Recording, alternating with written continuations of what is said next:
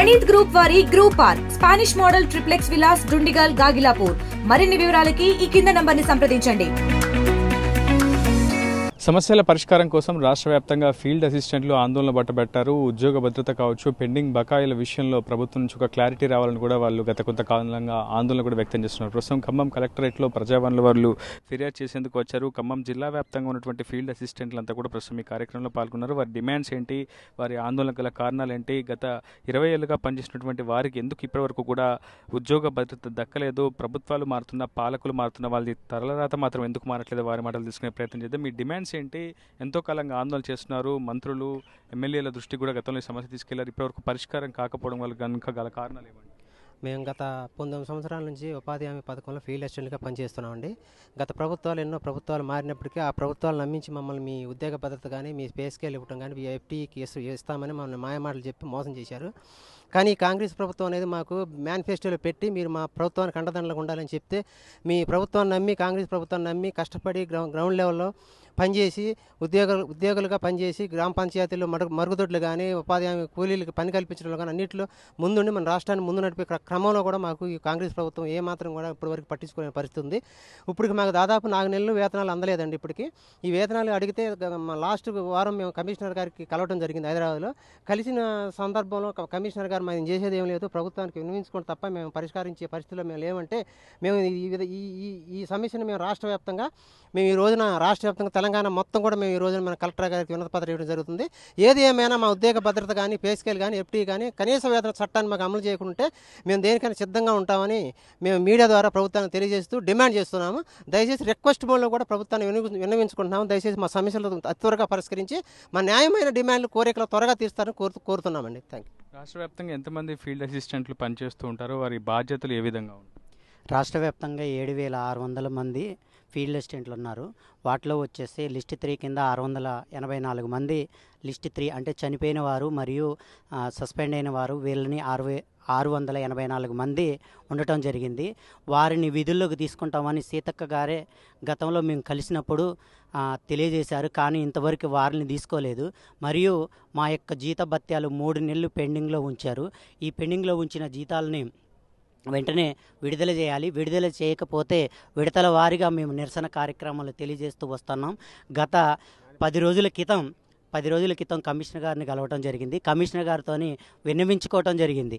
అమ్మా, మీరే మా యొక్క స్కీమ్కి పెద్దలు కాబట్టి, తల్లి స్థానంలో ఉన్నారు కాబట్టి మీరు మా బిడ్డలకి కంపల్సరీ న్యాయం చేయాలని చెప్పేసి తెలియజేయడం జరిగింది. కానీ ఆ కమిషనర్ గారు దాటవేత ధోరణిలో మీరు ప్రభుత్వం దగ్గరనే ఉన్నాయి, మీ సమస్యలు ఏదైనా సరే ప్రభుత్వం దగ్గరే ఉన్నాయి, ప్రభుత్వానికి నిరసన కార్యక్రమాల ద్వారా కనీసం మీరు ఐఎన్టీసీలో ఉన్నారు కాబట్టి, డాక్టర్ సంజీవ్ రెడ్డి గారి నాయకత్వంలో పనిచేస్తున్నారు కాబట్టి మీరు ప్రభుత్వానికి వేడుకోండి అని చెప్పేసి తెలియజేయడం జరిగింది. మేము ఎలాంటి ప్రభుత్వానికి వ్యతిరేక కార్యక్రమాలు చేయటం లేదు. ఎందుకనంటే ఈ ప్రభుత్వం బడ్జెట్ లోటు అని చెప్పేసి ఏ మంత్రులు కలిసినా ఎవరికి చెప్పినా తెలియజేయటం జరుగుతుంది. ఎంజీఎన్ఆర్ఈసీ అనేది సెంట్రల్ గవర్నమెంట్ ఫినాన్స్ కమిషన్ నుంచి వస్తాయా ఫండ్స్, లేకుంటే రాష్ట్ర ప్రభుత్వం నుంచి? సెంట్రల్ నుంచి ఫండ్స్ వస్తాయి. కానీ రాష్ట్ర ఉద్యోగుల యొక్క జీతభత్యాలు కానీ, మెయింటెనెన్స్ కానీ మాత్రానికి రాష్ట్రం ఇవ్వాలి. వాస్తవంగా ఈ యాక్టుల్ని పెట్టడం జరిగింది. కానీ రాష్ట్ర ప్రభుత్వం ఎలాంటి రూపాయి కూడా ఇవ్వటం లేదు. మీ జీతభత్యాలకు సంబంధించి రాష్ట్ర కేంద్ర ప్రభుత్వాలు సంయుక్తంగా భరిస్తున్నాయా మీ వేతనాలు చెల్లింపు? ఇప్పటివరకు రాష్ట్ర ప్రభుత్వం ఎలాంటివి భరించలేదు. కానీ గతంలో మాది రూరల్ డెవలప్మెంట్ కింద ఉండేది. కేసీఆర్ గవర్నమెంట్ వచ్చిన తర్వాత మమ్మల్ని తీసుకుపోయి పంచాయతీరాజులు కలపడం జరిగింది. మా యొక్క జీతభత్యాలతో పాటుగా ఆ మిగతా ఉన్నటువంటి అధికారులకు కూడా మా యొక్క కష్టం మొత్తం కూడా వాళ్ళకు కూడా పంచడం జరుగుతుంది. కాబట్టి మా జీతాలు ఇవ్వలేని పరిస్థితి ఉంది. కాబట్టి గవర్నమెంట్కి మేము గత బడ్జెట్ సమావేశాల్లో తెలియజేయటం జరిగింది.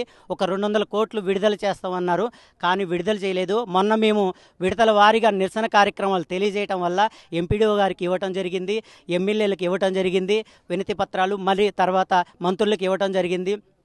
ఇవాళ 21వ తారీఖున కలెక్టరేట్లో ఉన్నటువంటి కలెక్టర్ గారికి మరియు డిఆర్డీఏ గారికి ఇవ్వటం జరిగింది. ఇప్పుడు వీళ్ళకి ఇచ్చిన తర్వాత 24వ తారీఖున సిఆర్డి అంటే పంచాయతీరాజ్ శాఖ కమిషనర్ దగ్గర ఆఫీసు దగ్గర నిరసన కార్యక్రమం తెలియజేద్దామని రాష్ట్ర కమిటీగా నేను రాష్ట్ర ప్రధాన కార్యదర్శి చల్లా వెంకటేశ్వర్లు నా పేరు.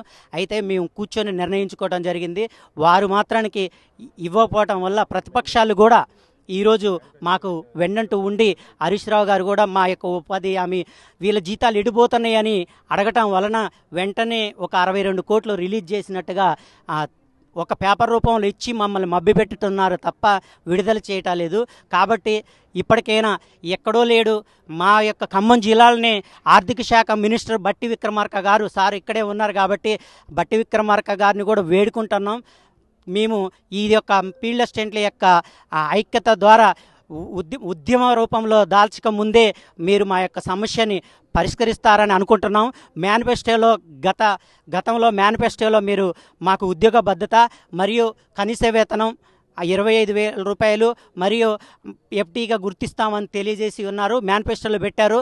మేనిఫెస్టోలో పెట్టినట్టుగా మేము ఆ రోజు ఈ ప్రభుత్వానికి ఈ పేదల ప్రభుత్వం మేమంతా ఎస్సీ ఎస్టీ బీసీ తక్కువలో ఉన్నటువంటి ఓసీ కుటుంబాలలో కూడా ఉండటం జరిగింది కాబట్టి మీరు న్యాయం చేస్తారని ముఖ్యమంత్రి గారికి కూడా ఈ యొక్క మీడియా రూపంలో తెలియజేసుకుంటున్నాం.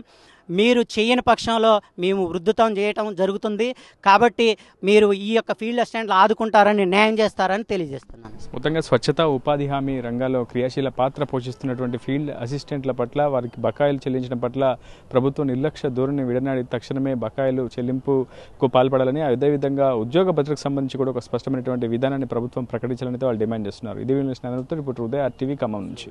మరిన్ని వీడియోస్ కోసం ఛానల్ ని సబ్స్క్రైబ్ చేయండి. లేటెస్ట్ అప్డేట్స్ కోసం వాట్సాప్ ఛానల్ ని ఫాలో అవ్వండి. అండ్ లింక్ డిస్క్రిప్షన్ లో ఉంది.